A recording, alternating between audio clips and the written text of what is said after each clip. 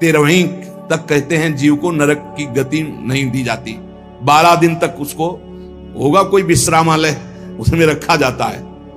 12 दिन तक जो पुण्य सुकृत हुए उनको भोग ले, अभी आराम कर ले, नरक आए हो। अब नरक में प्रवेश होगा 13वीं के बाद। तभी कहा जाता है जल्दी जल्दी 12-13 दिन खूब पुण्य कर ले, उसको दान करो आत्मा को, तो उसकी उन्नति हो जाएगी। कोई ये झूठी बातें नहीं है।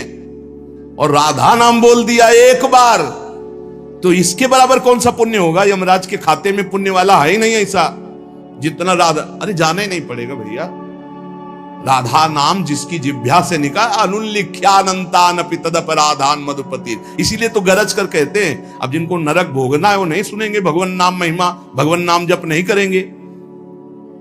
12 दिन के बाद 12 दिन तक वो अपने घर के वालों के दिए हुए पुण्य आदि जो उसको भोगता है।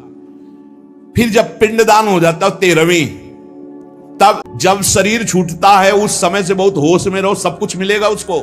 जीवात्मा जो छाती के पास बैठ के ले नाक बहा रहे हैं, आंस बहा रहे हैं, यही पीने को मिलेगा उसको। बहुत होश में, राधा राधा। कम जिंदगी में वो नहीं जपा तो तुम तो कीर्तन कर ले, वो मिलेगा फल उसको। 12-13 दिन का ऐसा हिसाब रखा जाता है कि बांधोजन परिवार के, लेकिन भजन नहीं करेंगे, रोना धोना। मृत्यु से 12 दिन बीतने के पश्चात यमपुरी को खींच कर ले जाया जाता है उस जीव को।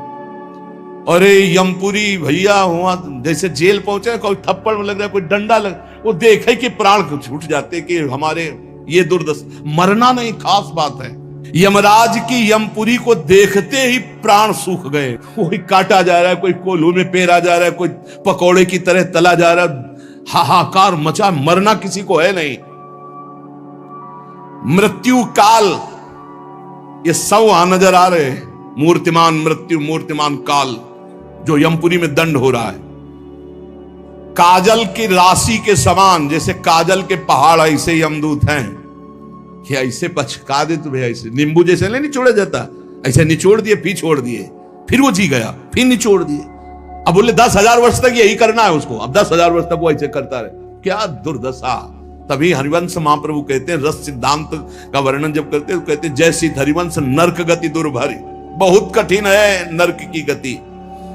तभी कहते हैं नरक जाओगे होश में रहो, मतलब सबसे बड़ा दंड नरक का। लोग कहते हैं कि कहां नरक स्वर्ग है, किसने देखा है? तुम देख लोगे। ऐसे आचरण रख रहे हो जो संतों की अवहेलना करे, शास्त्र की अवहेलना करे, भगवान को अवहेलना कर रहे हो, अपने आप देख लोगे पर बताने नहीं आओगे। बस खास बात ये है। और भौहें कैसी?